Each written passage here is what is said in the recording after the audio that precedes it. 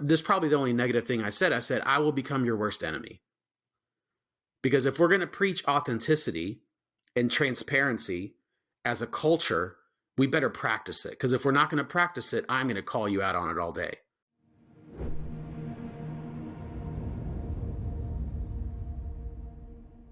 Man, we have tried to do this podcast. This is our third go? I think so. Third or fourth. I don't know. But I'm glad we're here. I'm glad we're here. So my guest today on the Authentic Pastor podcast is my good friend, Joel Diaz, joining me from Metro Atlanta. Now, not exactly Atlanta. Joel, where you at? No, I'm in Marietta. Which is where? I mean, I don't know Atlanta that well. Just northwest of the city. Yeah, I know the Atlanta airport really well, but I never get out of it. I never get out of it. So, yeah. One of the last times I flew through Atlanta, I had like a 3-hour layover, so I caught the train, went downtown to some like fish market, and met some friends who live there. And it was, I don't remember the name of it, but it was really good food. And it was really, really good until I got halfway between Atlanta and Barbados. And then then it wasn't so good anymore. And by the time I landed, I was sick as could be. I landed at the airport and I had no idea who was picking me up. I'm speaking at this event. And there's nobody there. You know, you're looking for that person with like your name on a sign, and they're not there, and they're not there, and they're not there. I'm like, oh my gosh, I'm so sick. And so I caught a cab. I don't speak Spanish well, and but enough to say, get me to a pharmacia, like now, pronto pharmacia. You know, it's what I could say. And he understood, and I went in, and I'm looking at all these medications that they aren't written in English, and I'm like, I'm just guessing. So I'm telling you, man, I was sick, and I'm supposed to be the keynote speaker of this event. The hotel staff, they could tell I was sick, and I went to bed because I didn't have to speak to the next day. I went to bed, and I was throwing up all night long. And the guy came in the morning, knocked on my door, opened up the door, and to check on me, just came in to check on me. And he says, un momento. And he just left. And he came back with this concoction in a glass. I don't know what it was, right? But he had been, you know, mixology going. I mean, he has got this whole bunch of stuff. And he says, drink this. I'm like, I don't even know what this is. But I downed it, and he threw 3 blankets on top of me. I woke up like 4 hours later, soaking wet, and sweat through all my clothes. My fever broke from this. I mean, the whole deal. I felt amazing. Whoa. So I'd love to know what it was, because I'd have bottled it and sold it and made $1 million. I should have just called you, you know, and we could have went and, you know, had some real food someplace. So. Yes. That's, yeah. You have a few of those stories, though. We won't get into those. I've got a few of those stories where I'm infamous on Delta Airlines for soiling a airline seat and having the whole first class bathroom quarantined for me for 11 hours. And if you want to know more about that story, you can call me personally, and I will make your day.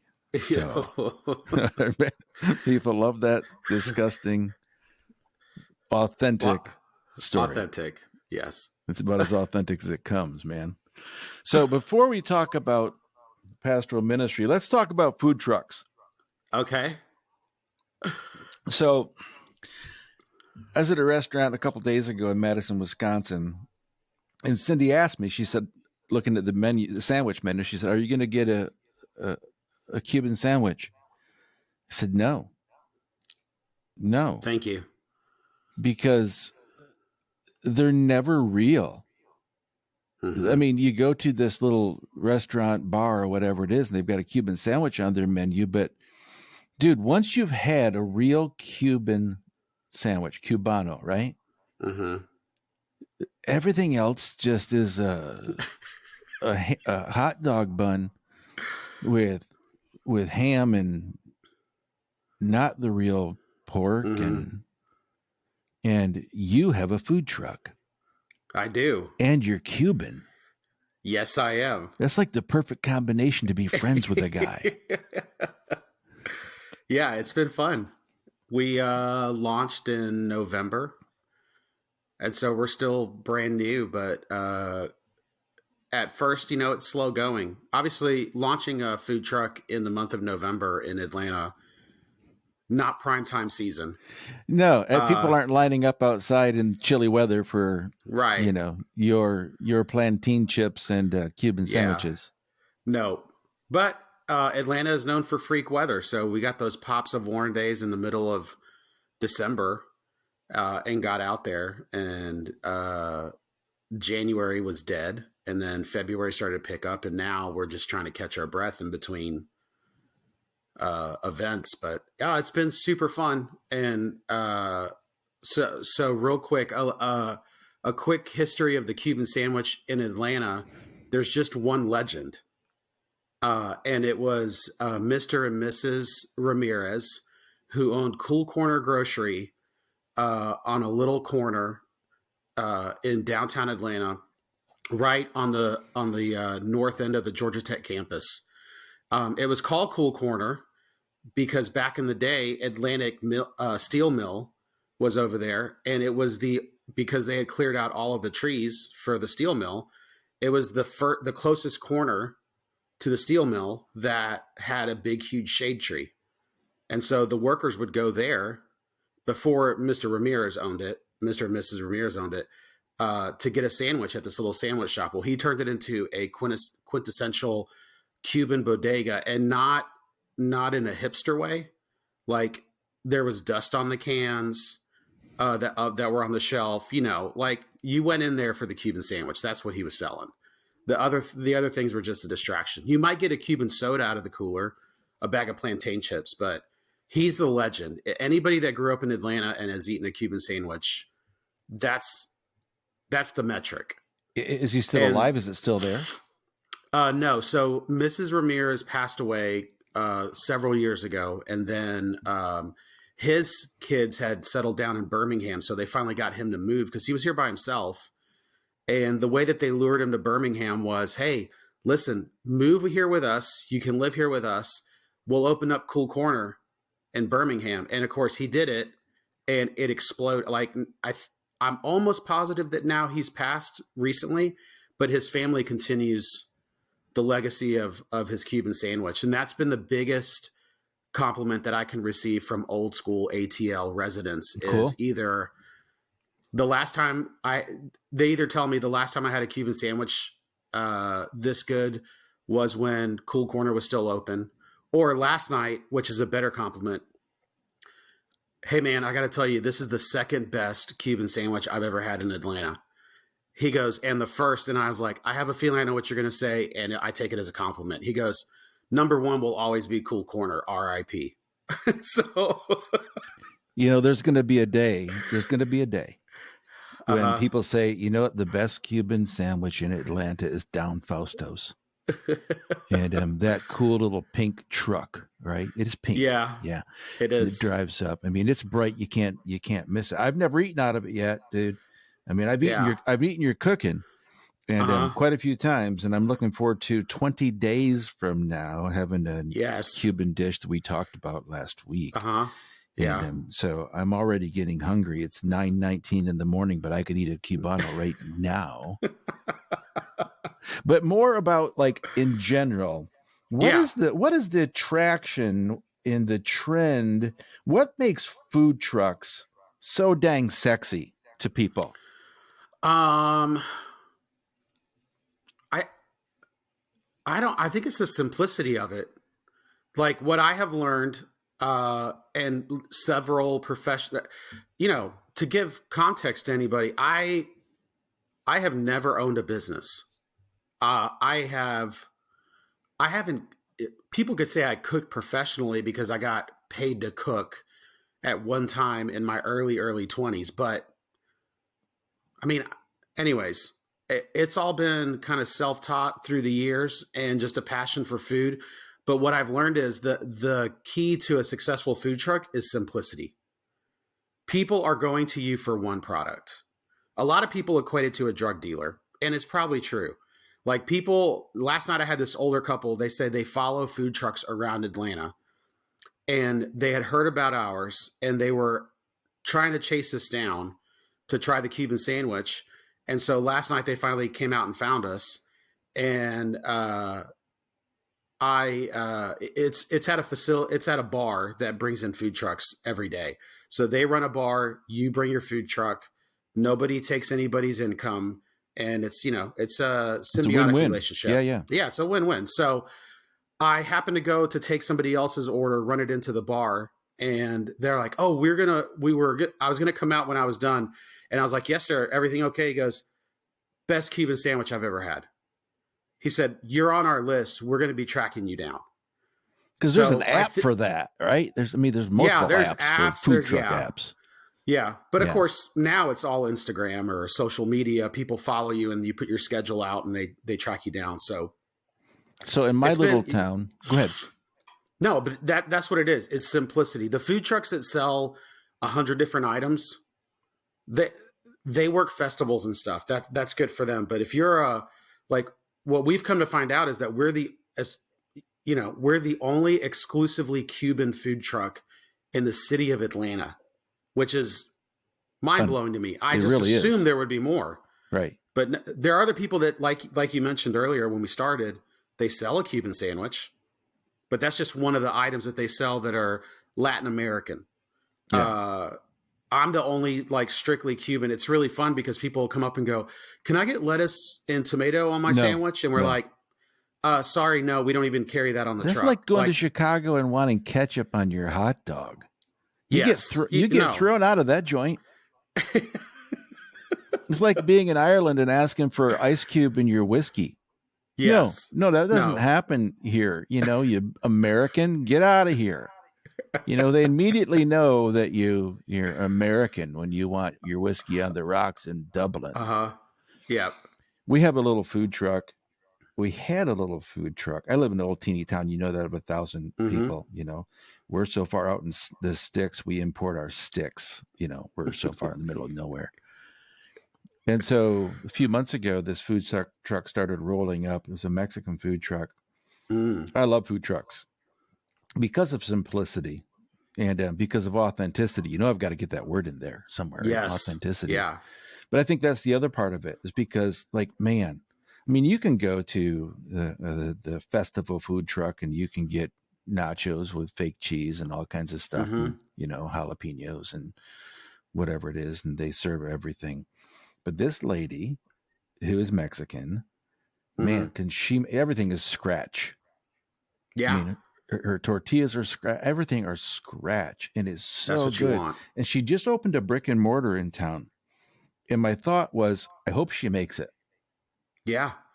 Because I hear of a lot of food truck people who open up a brick and mortar store. And, we'd like to. Yeah. Of course you'd like to. It'd be a lot less work. Maybe not. I mean, I'm not sure that's even true. A lot less work. But you save gas money and spend it someplace else, like on utilities. But, and so I have not been to her restaurant yet since she opened it, because it lost its luster to me. I love chasing down the food truck because it's posted on Facebook that we're going to be in such and such a parking lot on Sunday, and you got to get there because she's going to run out of food. Yes. And I think that's the other part of it that people really like is exactly what you're getting. It is simple. Right. And I think in general, trying not to make a huge leap here for the point of our podcast, but right. I think in general, that's what people love is the simplicity and the authenticity. You know what you're going to get every time. Yeah. You didn't order something random and go, The other night, Cindy and I went to a German restaurant and a little microbrew, and I ordered schnitzel, and spätzle, and Jaeger schnitzel and spätzle, and this great cream mushroom sauce, and she ordered fish and chips. And I thought, what are you doing? And the food came, after we got the 19-pound pretzel and, Yeah. and what's the name of that place we ate in the Atlanta area one time where it was a German place. They had pretzels with the best mustard. Oh, no. It's a brick store. Brick store. Yeah, but Yeah, they had some German fare. They had some German, so yeah, that mustard is, and the pretzels are delicious too. But that unbelievable. mustard. She ordered fish and chips, and I'm like, she's like, that is terrible. Well, you went to a German restaurant, Right. and you ordered fish and chips, right? So, of course, you're disappointed. And I think that's what's happening in our world today in general. We're going to places looking for something simple and authentic, and we're finding something that's not your specialty. It's not your delicacy. It's not authentic. And right. And yet you go back to it, Joel. Like, I'm going to go again and try something different. Next time we go, if she orders anything besides German food, I'm not taking her again. Or I'm not listening to you complain. You get what you ordered. Exactly. And so if you wanted fish and chips, there's a fish and chips joint. Let's go to the fish and chips joint. Right. And as opposed to letting them serve up something that's not real. I say all that is because I was thinking about our podcast this morning, and really food trucks ties into it. Because I'm always thinking, like, where do we go with this conversation? Because I want people to know who Joel Diaz is. Right now they're thinking, is this guy even in ministry? You just brought a food truck guy on your podcast to talk about food? No, Joel's also a pastor for how long now, man? 20 years? 25. 25. Yeah. Dude, you're old. You're catching up with me. I know. Yeah, I'm getting close. But isn't the same thing true? Aren't we finding the same thing true, that as our world, quote, progresses and things get better and things get bigger, they also get, not to sound disparaging, but they're lacking depth. They're shallow. We offer everything on the menu, whether that be a restaurant, whether that be a faith community, whether that be a church. We're just throwing things on the menu to attract a few people when what are they really coming for? That's the question I always go back to. I mean, as I pastor our church, there's only 3 words we really focus on, and really only 3. If it doesn't fit these 3 and all 3 at the same time, we don't do them. We offer connection, community, and cause. And so we measure everything against those 3 measurable outcomes. Does it create connection, like legitimate, authentic, intimate, accountable, supportive connection that gives people a feeling of, I belong in this community, and it gives them a purpose. Yeah. Which is really hard, because there are a lot of times we sit around and we have great ideas. We have amazing ideas. Let's do this event. Let's do this program. Let's teach on this. Let's whatever. And I always go back and go, okay, let's draw this out. Are we hitting all 3 things? And those 3 things we didn't just make up. We determined those 3 things based upon the demographic, which I don't think is any different in my little town than it is in Marietta, Georgia, or Los Angeles, or Dublin, Ireland, or, Dubai, wherever. People are looking for community connection and cause, to feel this sense of belonging.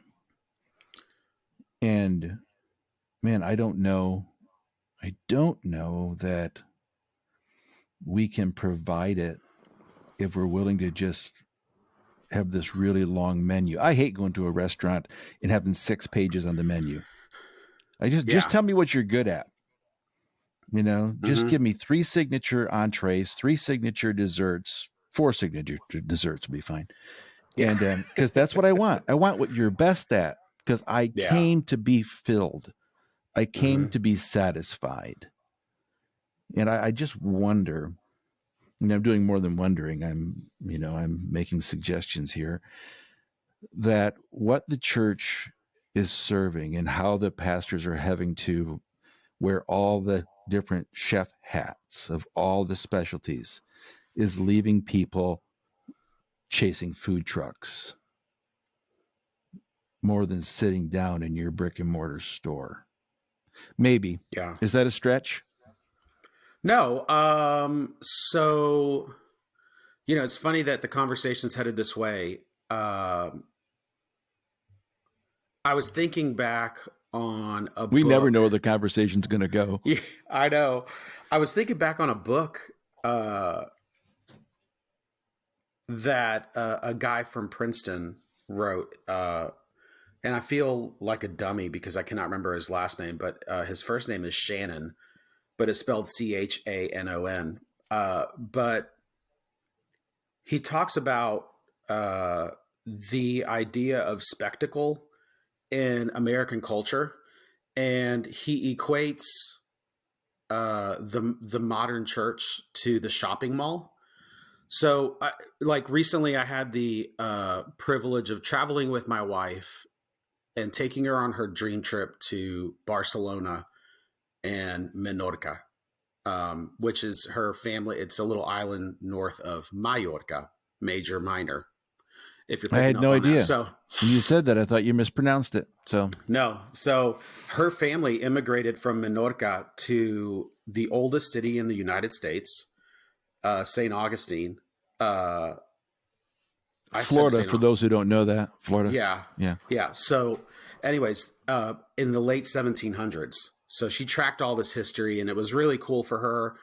I'm of Cuban descent, as Tim mentioned, first generation American. So I experienced the first kind of overwhelming emotion when I stepped foot on Cuba for the first time several years ago, and met family members that I'd only heard about. So that was a really moving experience. But while we were there, obviously you go visit these old Catholic cathedrals.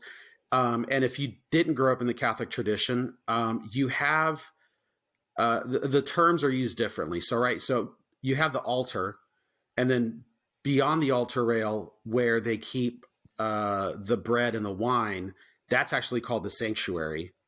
And around these cathedrals, they have these individual chapels.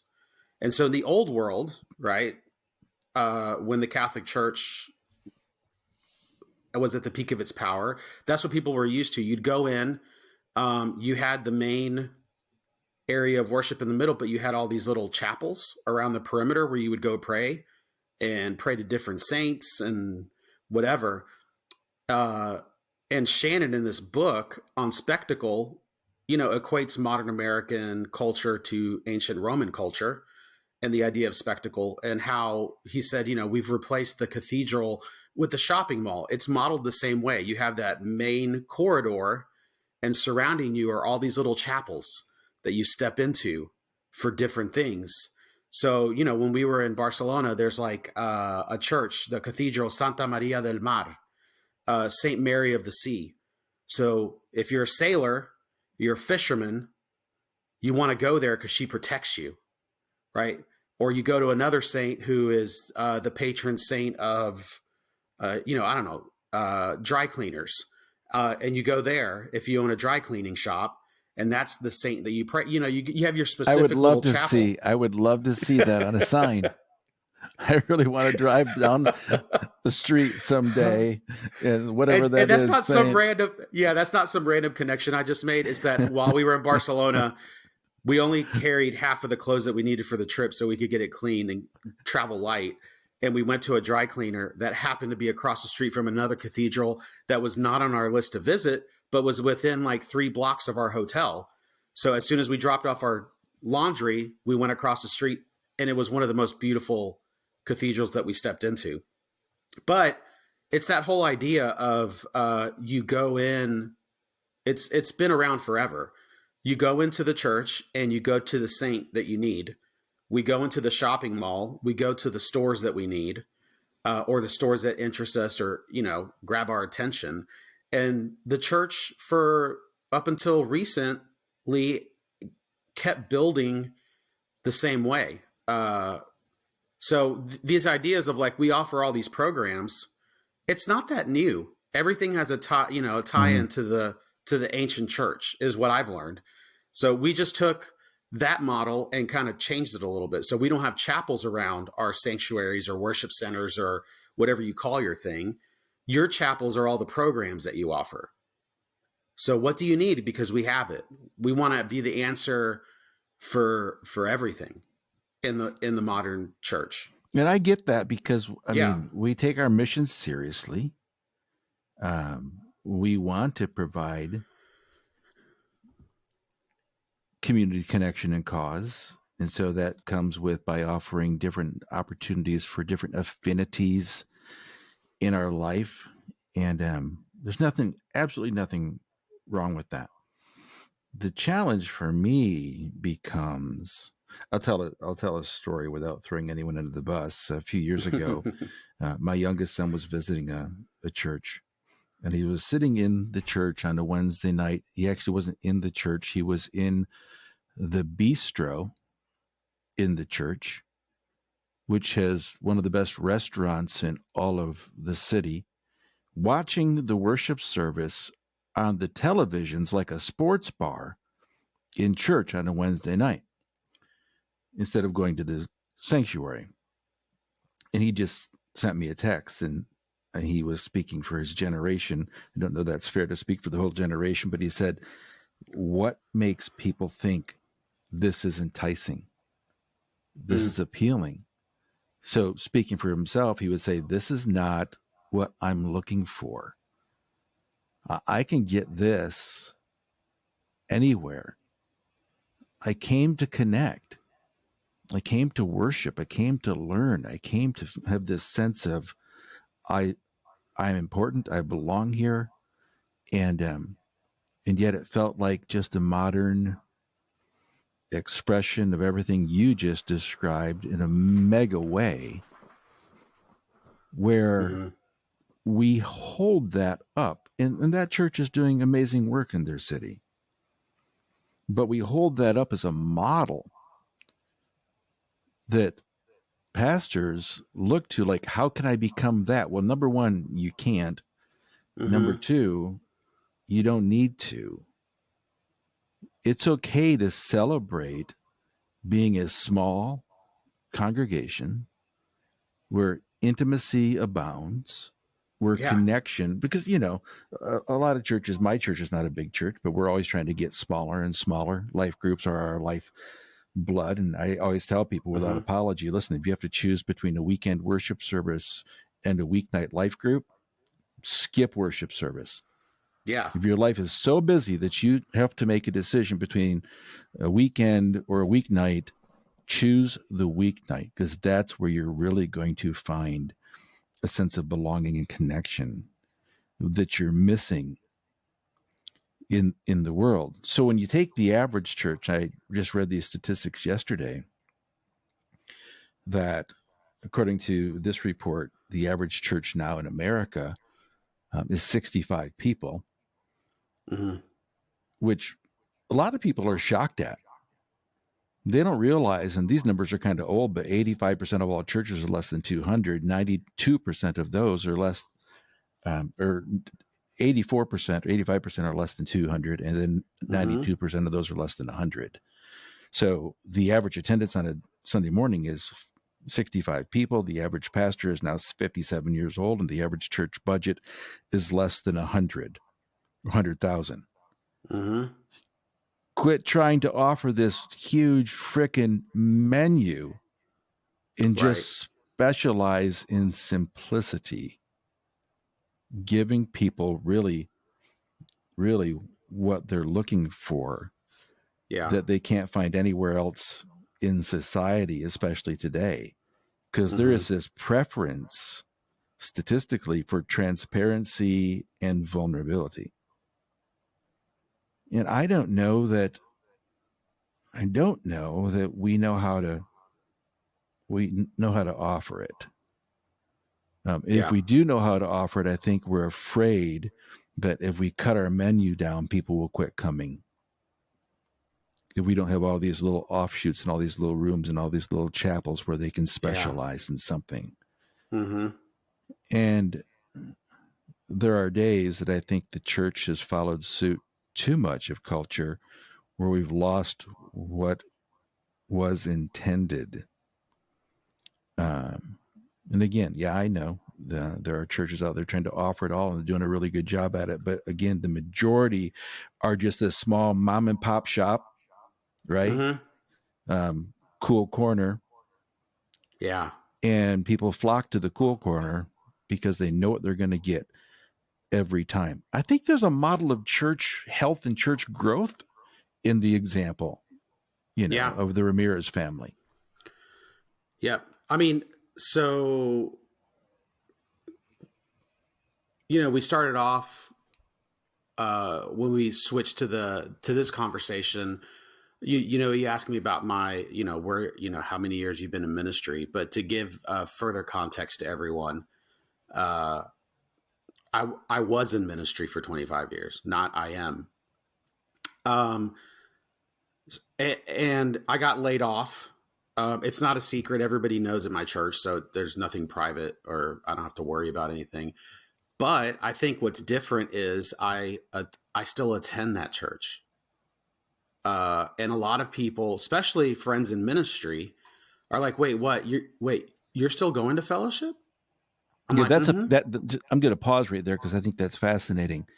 Yeah. And you were really nice. You just said I got laid off. You were fired, and Well, maybe, yeah, for financial reasons, for though. I mean, it's not like some impropriety, like Joel is like stealing Sunday school money or something like that. I mean, he didn't get caught for that anyway, so that's good. That's not true. That's not true. You didn't do that. I remember when I was a kid, my dad was a pastor, and we had a traditional Sunday school in this small little country church. And if it was your birthday, you would walk forward and put money in the sunshine bank. And then we would sing the happy birthday to you song. A happy birthday to you, a happy birthday. And so people would put their quarter or whatever in, or $1. That was a big deal. Because your mom would give you money. You'd walk forward on your birthday, put it in the sunshine bank. And I guarantee you there was at least 6 or 7 times in my childhood, I robbed that freaking sunshine bank, man. I knew there was at least $6 in it.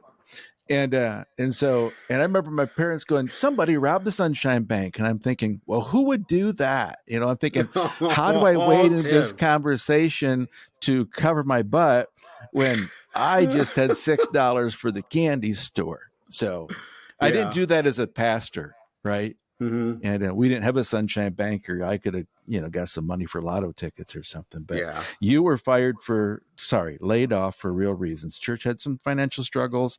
And so at the end of 25 years, you find yourself like, now what? Yeah. And not that I was at that church for 25 years. I'd been there just over 7 years. But I hope I'm not wrong. I think they were kind of surprised by my reaction. But one,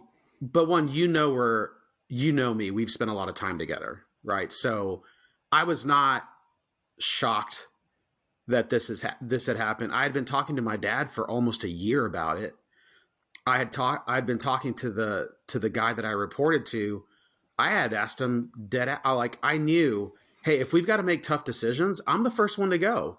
Because at this point, I'm a connections pastor. Right. It's not. I keep saying fairly large after you sharing those stats. It's a big church. It's a big church. We're in the Bible Belt. We're in the metro Atlanta area. So, but the guy that I report to, I told him, I was like, hey, listen, like this is a reality. And I'm aware of it. So whatever. And then finally, when the day came that it was the typical, they walk into your office to have the conversation with you, I knew exactly what was going down. And, they broke the news to me. And my response was like, okay. And there was like this awkward silence, like they wanted more. But I was like, dude, we talked about this. It's not a surprise. I'm sorry. I didn't apologize. I was just like, probably not the reaction you were looking for or expecting. because they had to lay off 3 people. It wasn't just me. Um, but you know, there was things to process. I mean, I'm going to be honest with everybody. It's not like, you know, I knew it was coming, but then once it settles in, the reality, it's weird when you've been doing something for 25 years and you know that in just a few weeks you're going to wake up and the thing that you've done for 25 years and the world that you've known, you're no longer, you know, not at that level a part of it. Like going from a vocational pastor to not a pastor is bizarre. Yeah. It was bizarre. But then I settled into it. I already had started the business and I was like, people are like, so the funny thing was, is people in the church world just assume you're moving on to go somewhere else. Right. Right. You know, and they give you well-intentioned lines like, you know, God's got something for you and all of these things. And I was like, oh, I know he does. It's a food truck. It's not the answer that you want to hear because it doesn't fit the narrative of when a pastor leaves a church. And then, you know, I did give it space. I was like, hey, I'm going to stay away for a month if that's a, you know, if a month is enough. And then, you know, my wife and I, Lisa and I, will be back in April. And they're like, oh yeah, awesome. Well, people were shocked that they were like, wait, what? They didn't know the behind the scenes stuff. They're like, wait, you're still here? I'm like, not on staff, but I'm here. I'm attending church here. This is my community. Right. Lisa and I will be here. Right. So, and it was hilarious because I got back from Barcelona. My first Sunday back, I led worship for our Palm Sunday services. Mm-hmm. Then I was one of the worship leaders for Good Friday.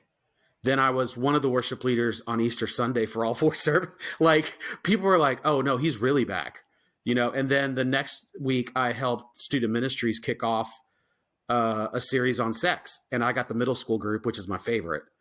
Oh yeah. That's always a joy, you know, teaching middle schoolers the best. About sex. Yeah. Making them squirm. You just say the word. You don't even have to.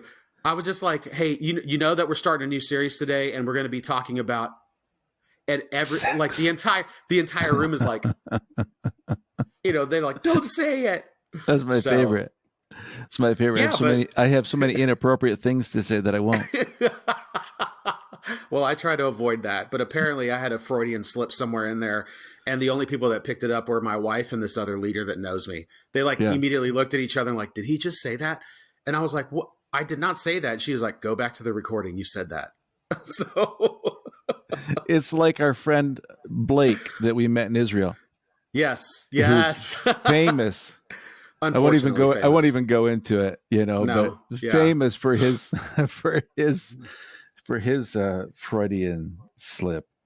Yeah. And, what's Blake's last name? Do you remember? I don't want to say it because I'm going to mispronounce it.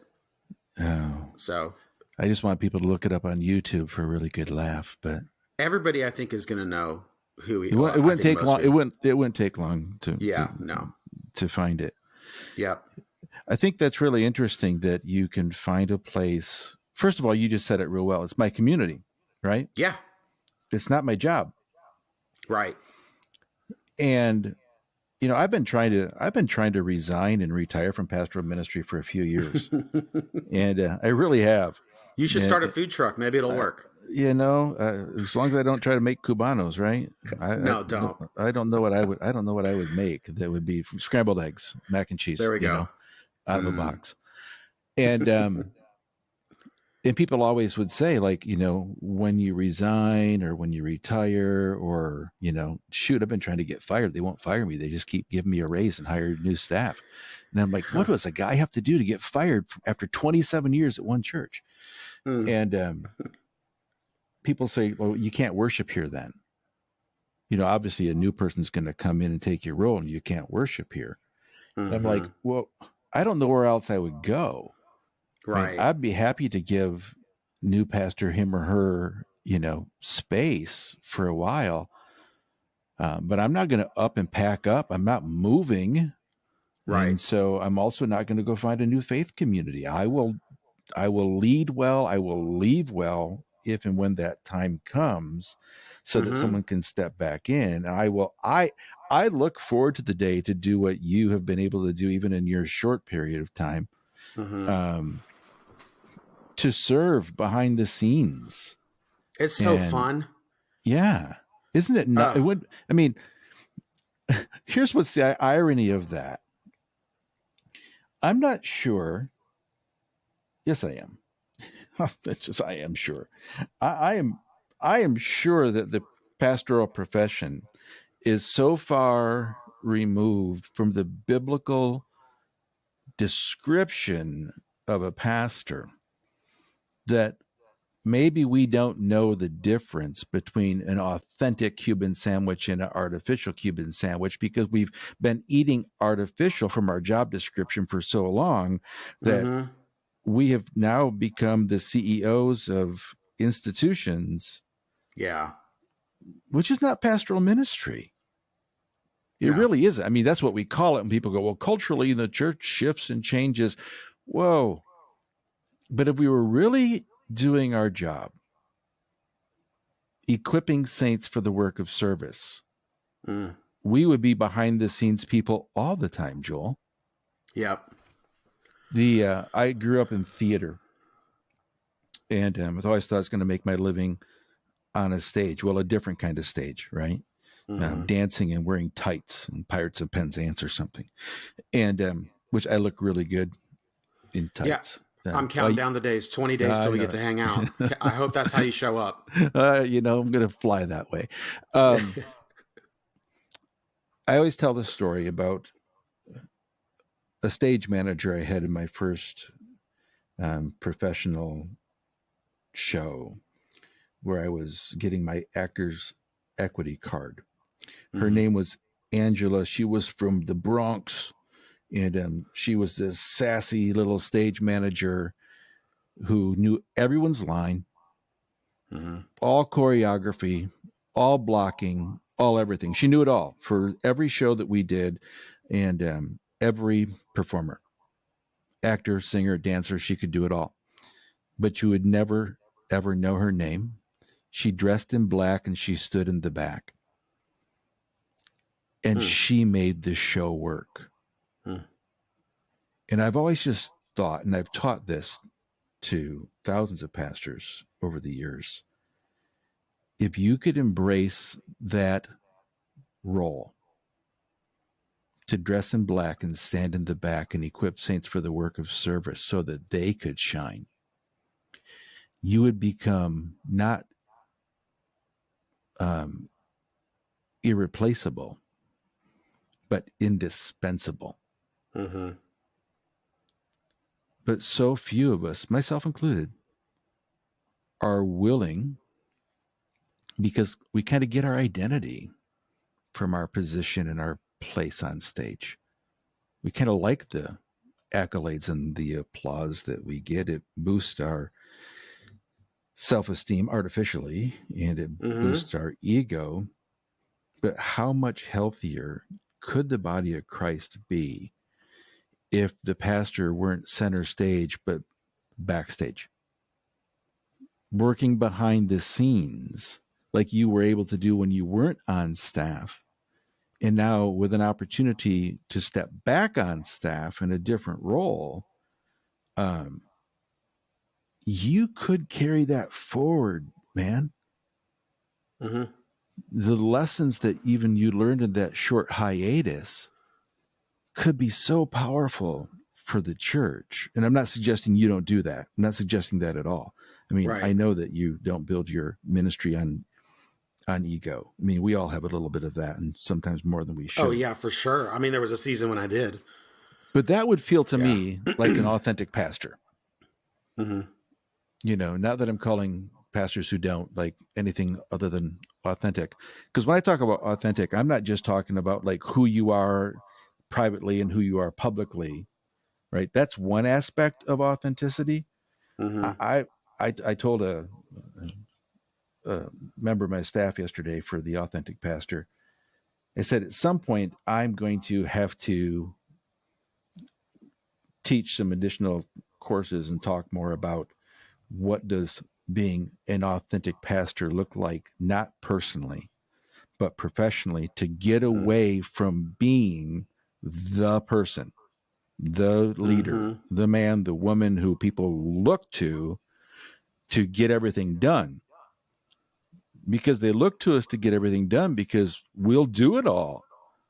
But that's not my job. And one of the things that see, I've got a different kind of role that I play at my church, even as the lead pastor, because we started the church with the understanding that, first of all, I'm not full-time. In 27 years at this church, I've never been full-time. I've never drawn a full salary of any kind. It's really a stipend. And even to the point where I won't take a raise if we could hire more people and if we could train more people. Because the only thing people in the church can't do are the things that I'm too lazy to train them to do.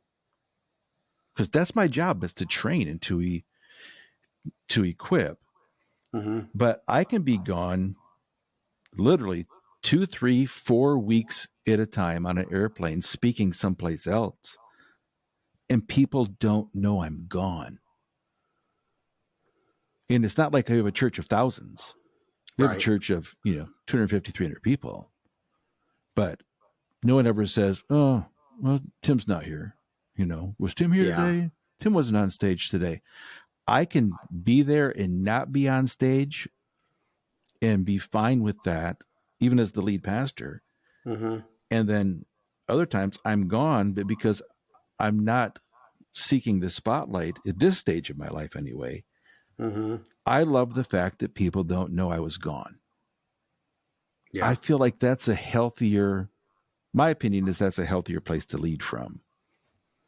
It really feels like I'm pastoring, I'm shepherding, I'm caring, I'm nurturing, I'm equipping. I don't have to be the person, delivering the goods. That's my and that's part of the reason. Well, that's one of the main reasons that I am able.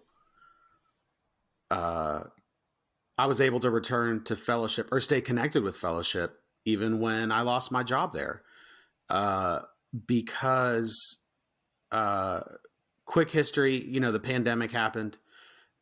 Before the pandemic hit, our senior pastor at the time, who'd been there forever, a well-known preacher, travels literally the world, kind of like you, speaking at events and training and all this stuff. He was going to retire. Well, the pandemic hit, and he was like, "Well, I can't do that right now." So he stayed on. And then finally, coming out of the pandemic, we hired a new senior pastor, who was 35 and had never been a senior pastor. Right. So there were a lot of questions around his hire. But he's been such a breath of fresh air. Right. It's the first time that while I was on staff, I worked for a senior pastor or worked with a senior pastor who was younger than me, which was awesome. Right. There was just a level of energy and passion, but he also has focus. And so our church has been changing for the better. Some people don't like it, but we're not good at everything. And we're not called to respond to every single thing. So fellowship has become a church that empowers its people to take action. You don't need the church to do it. The church doesn't need to start a program where you're going to volunteer to lead it and it falls under the umbrella of the church. Some people want to do that. And we don't have to do that. So we've become very focused. And then the level of authenticity is just multiplied.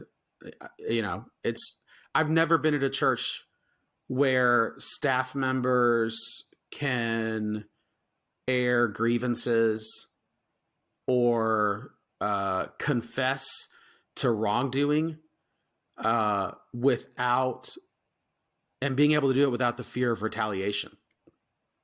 Right. So, I mean, there's things like obviously there's always somebody listening who's like, yeah, but what if somebody confessed to, obviously stealing from the Sunshine Bank? Yeah. But, if it's a legal thing that the cops need to be involved in, that's going to happen. Right. Yeah. It's not like there's no consequences, but people, it's been a beautiful thing to see happen. And I got to be part of a discipleship group that kind of goes through a process like that. And then I got to lead one. And it's the same thing. When I was a member as a pastor with church members airing all my dirty laundry, they were like, oh, they felt this relief of, oh, you struggle with the same stuff that I struggle with. Yeah. Right. And it's not and just the things that came out from like, cocaine addiction, sex addiction, infidelity, all the worst things, down to like anger, right? I remember a story of a guy that was involved in ministry, specifically marriage ministry. They'd, been married forever. And yet through this process of meeting with these guys, he realized that he had a massive anger issue, and then was kind of doubled over by it, realizing what his wife has experienced through this long-term marriage while they're talking about healthy marriages and helping other couples. And he was the problem in theirs. Right. But for some reason, and I get it to some extent, but for some reason, all of a sudden, if you're human, you're disqualified. Yeah. In most settings, right? Yeah. And we've gotten rid of that word as well, right? Disqualified. There's certain things that started long before our former senior pastor. Like, there are things that are automatic disqualifiers. I think we could come up with a short list. Sure. Right. Sure. And rightfully so. Right. But, at fellowship, it's always been very difficult to get fired. Like, you have to, you have to like have a long track record of them working with you to rectify an issue before they finally drop the axe on you. Right. Like you're going to get it's not just one chance, or it's not like a 3-strike rule. It's like, they're going to work with you. Like, they care about the staff, the elders that are there, because it's an elder-led church. They care about the staff. Like, they call you. They want to know. They don't care about what's going on at church. What's going on at home? Is there anything that we can help with? How are your kids? How's your family? They keep up with you. I have a cousin who is in the process of immigrating to the United States from Cuba. So, Sunday, they're asking me about how's he doing, right? That I've never been at a church that cares about the stuff that I care about. And it's relational. And so that's what made it so easy to go back, because I knew that the reason that I was let go, that I was told, was the reason that I was let go. I didn't, because in churches, there's always the vague stuff, like, we're moving in a different direction and all this stuff. And then come to find out, after you leave, you start hearing back, they couldn't wait to get rid of you. Right. But they weren't being authentic with you and saying, hey, listen, you suck at your job. Right. And so when I had that conversation, I told the guy that I answered to, I was like, listen, he goes, do you have any questions? And I was like, I've got 2. The first one is it okay if we still attend here? And he goes, oh my gosh, by all means, yes. I was like, because I know my wife is going to ask that. And we really couldn't see ourselves anywhere else. Mm-hmm. I understand. And the other one was, as long as what you've told me is the reason that this decision was made, everything's going to be fine. But I've been around the church world for 25 years, and I've seen what happens. So if it's not the case, tell me now, because if it turns out that it was something else and right. you guys just wanted to give me a vanilla answer, then this is probably the only negative thing I said. I said, I will become your worst enemy. Because if we're going to preach authenticity and transparency as a culture, we better practice it. Because if we're not going to practice it, I'm going to call you out on it all day. What you just said for the last few minutes was your story. Mm-hmm. That feels like a foreign language to people who will hear this podcast, right? Oh, yeah, absolutely. They cannot believe that exists. Mm-hmm. It's unique. I'm well aware. People, and it shouldn't be unique, right? It Yeah, should not. It should it not should be. not. It should not be atypical or an anomaly of No. how churches function. So, how can you? What would you say? You've kind of alluded to it, but I want to dig a little deeper. What would you Yeah. say are the intentional decisions, practically speaking, that were made by leadership to cultivate that culture? Because a ton of pastors would love to see that happen, Yeah. but they're afraid their church would never let that happen. That would never happen in my church. And yet we have to remember that we are leading by example. Mm-hmm. And so what we do is contagious. And so if you want to change that culture, it has to begin with authenticity in leadership, as you've indicated that happened before Yeah. your young senior pastor came in, but specifically when they did, to say this is how things are going to be. There had to be some, like you said, people are not always comfortable with that. Right. And I think that's because we don't know how to handle our own authenticity and admit things to Mm-hmm. ourselves, let alone to others. What would you say? I mean, a couple things that were verbalized or incorporated into the communication, Yeah. from either to staff or from the pulpit or both, Mm-hmm. that help propagate that shift. Yeah. Um, One is having a senior pastor who says it and practices it, right? But ultimately, people have to trust that what's being said is actually going to be practiced.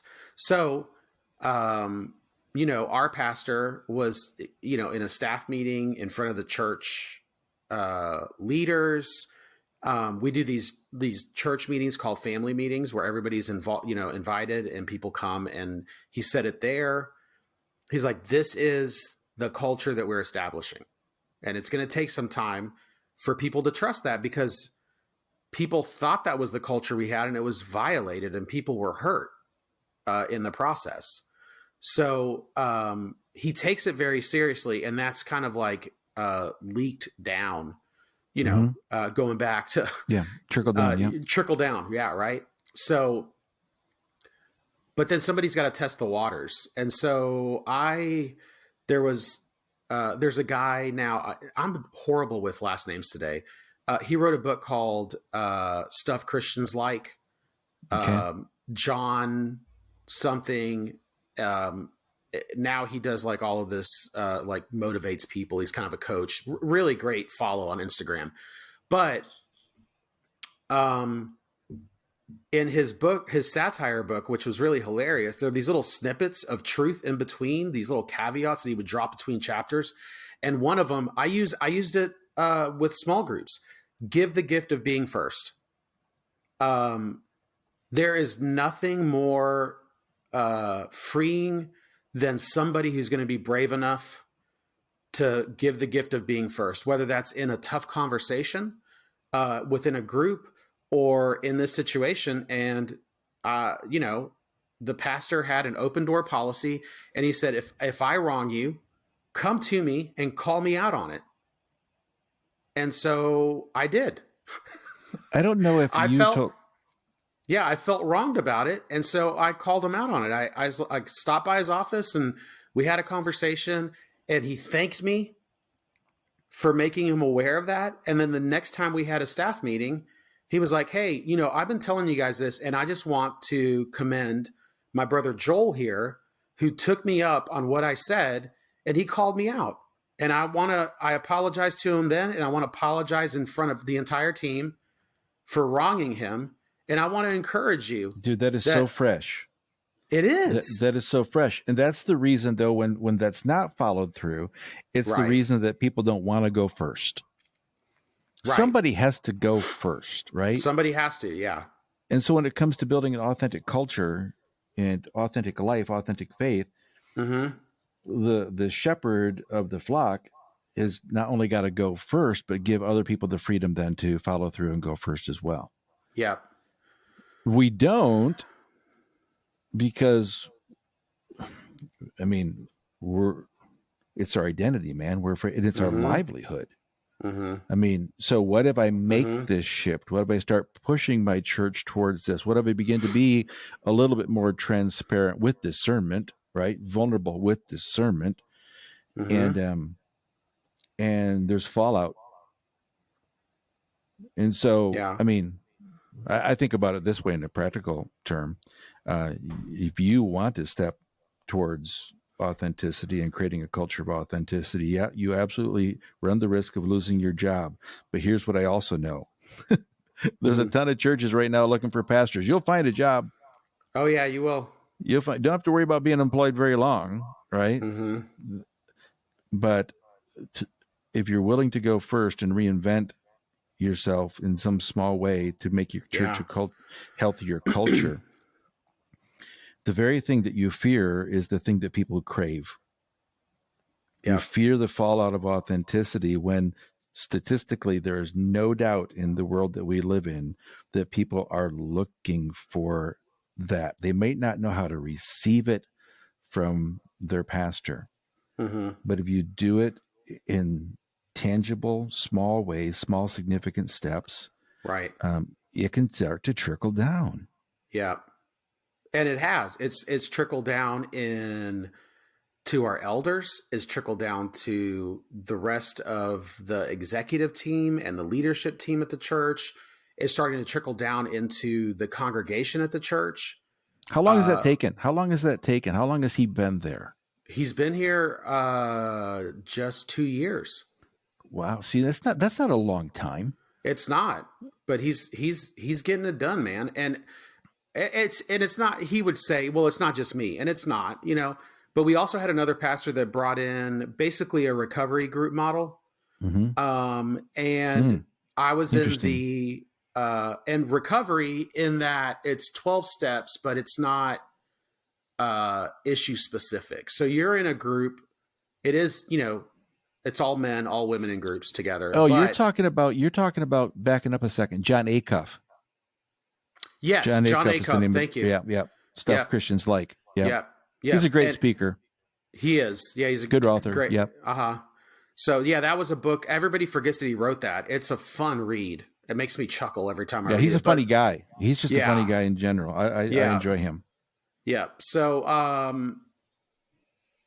but it's trickled down. But then we started this recovery thing where you have multiple issues being represented, and they do that on purpose. So you realize that no issue is worse than the other. Everyone's broken. Everyone's got something that they'd love to see eradicated from their life, or something they'd like to do better. And so you go through these 12 steps, but again, I'm in a pilot group, and there's 2 pastors.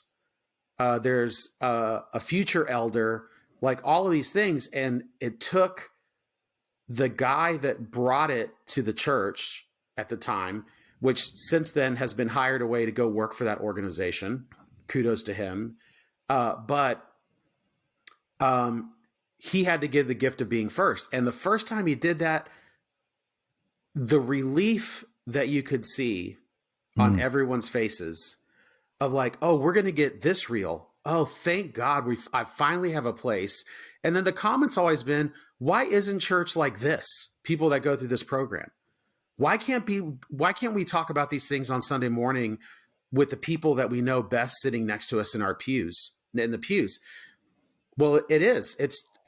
Our fellowship is turning into that type of church where people are like, yeah, I had a rough week this week, and here's how I coped.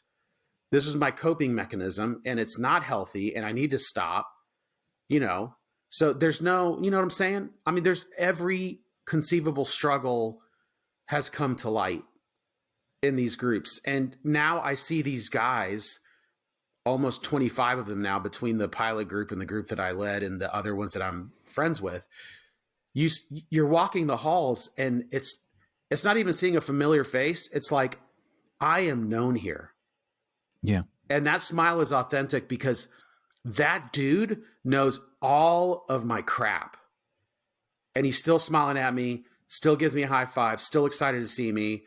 We're friends, like true friends. We know our stuff. So that just like leaches into the soil around the church. And before you know it, you can't avoid it. So either you run out the doors from it, which some people have, because you don't want to get caught up in it because you're so fearful of what people might think of you. Right. The ramifications of that, right? Yeah. Because you've built this persona at church, right? Yeah. And I know some of these people, and it's sad because you see them on Sunday morning and they are the happiest, full of life people. And you know that Monday through Saturday is absolute hell. And they don't feel the freedom to do that because they've been operating that way for so long. The lack of freedom forces us to be fake because we feel like we have to hide our hell. Yep.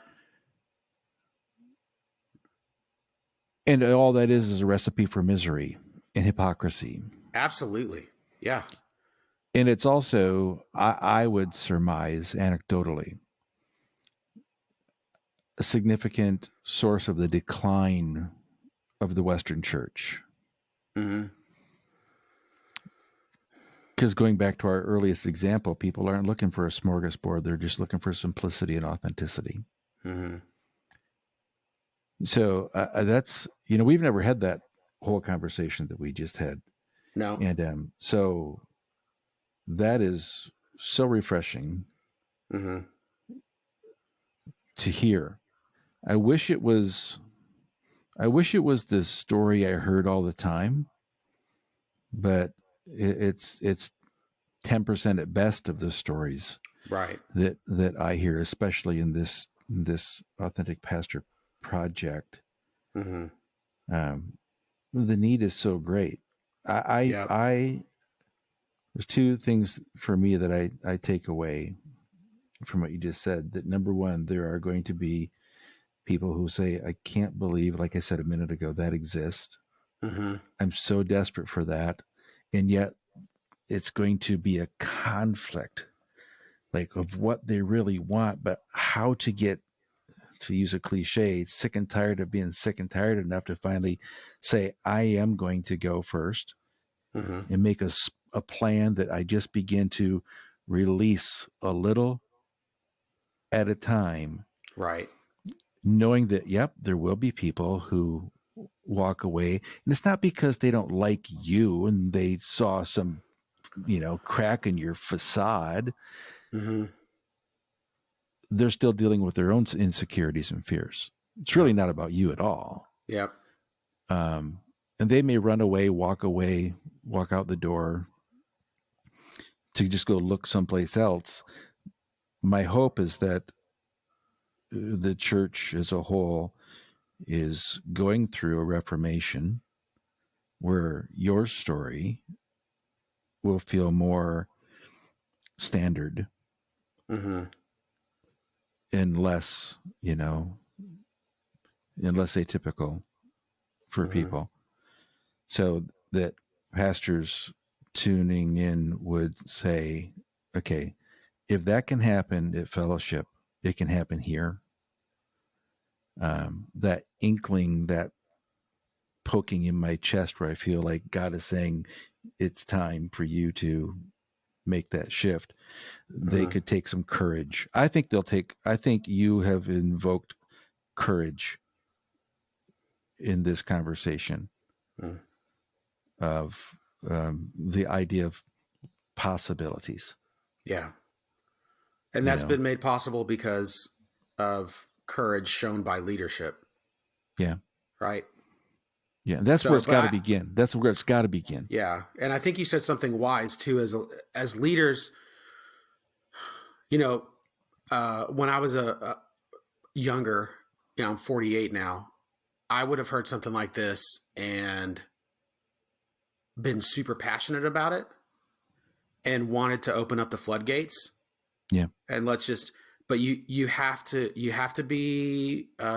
use wisdom. You have to be appropriate and you have to trickle it out. I'm reminded of the first time as an adult that I drove across Arizona through the desert, seeing the dry riverbeds right? If you've never been there, they're these massive riverbeds, but they're dry in the dry season. But when rainy season hits, in an instant, they turn from a dry riverbed into a raging river and destroy everything in its path. And that's the effect that you have. Like, you have to, the desert can't, it's been dry for so long during the dry season. It can't absorb the water. So the water just runs off. Very little penetrates the soil. So, or the sand. So you have to trickle your authenticity. It sounds almost inauthentic to do that, but if you've been in an environment where there is no authenticity to be seen, right? Yeah, right. it's If drought. there's a drought, yeah. If you come in and you're like, hard on the sleeve, here's my list of of wrongs that I've done, and here's where I'm struggling in life, it's just going to blow people out, right? The floodwaters are going to take them away. You're never going to see them again. It was too much too soon. So the truth that it's all about relationships is never more relevant than absolutely as we wrap that up. Mm-hmm. Because I tell especially young pastors who are stepping into a new situation all the time, they want to make change. They want to make change. They want to make change, regardless if it's towards authenticity or a program or, something. And then I always tell them the same thing. Take 2 years to build trust. Yeah. Don't change anything. Mm-hmm. Just get out of your office. Mm-hmm. Go spend more time with people. Because if you take 2 years to build trust and then another 2 years to trickle into transition, you will see vegetation and growth instead of erosion. Mm-hmm. That's what you have said. And hey, if you go too fast, too far, which is not your situation, maybe you would get lucky enough to start a food truck. Yeah. There's always another opportunity to do ministry in a different way. But your integrity, Joel, and is the reason after 25 years where you may have had a couple months break, but people see it, and that's why I wanted to have the conversation, because you're honest, you're vulnerable, and again, I think your story will help people with courage today. So, man, can't thank you enough. We finally nailed it after 3 times of trying to get it on a schedule. So thanks for sharing, dude. Really appreciate it. It's been a pleasure. And I want to give a little credit because I couldn't remember. So it's the book that I was alluding to about the chapels and the church and all that stuff is by Shannon Ross, and it's Chanon Ross. He now works for the Lilly Foundation. But the book is Gifts, Glittering, and Poison, Spectacle, Empire, and Metaphysics. Don't let the title scare you. Highly readable. It's just fascinating stuff this guy did for his PhD work. So Shannon Ross, John Acuff, 2 shouts out for good stuff. Completely different books. Different books. But man, I'm telling you what, if you need a little bit of humor in your life, but also some nuggets of truth, that John Acuff original stuff Christians like is really fun. Well, you gave your own nuggets today, man. So you've got a lot to say. You've got a lot to say, and I know it's going to be beneficial. Dude, I'll see you in 20 days. Okay. So I'm looking forward to some Cuban food. You got it. Don't disappoint. I'm excited. Do not disappoint, man. If I get there and you serve fish and chips, oh my gosh, we're gonna kick me out of the cabin. Yeah, we're gonna have problems. Yeah. So it might be your last year. So, brother, have a good day. Thanks for joining us.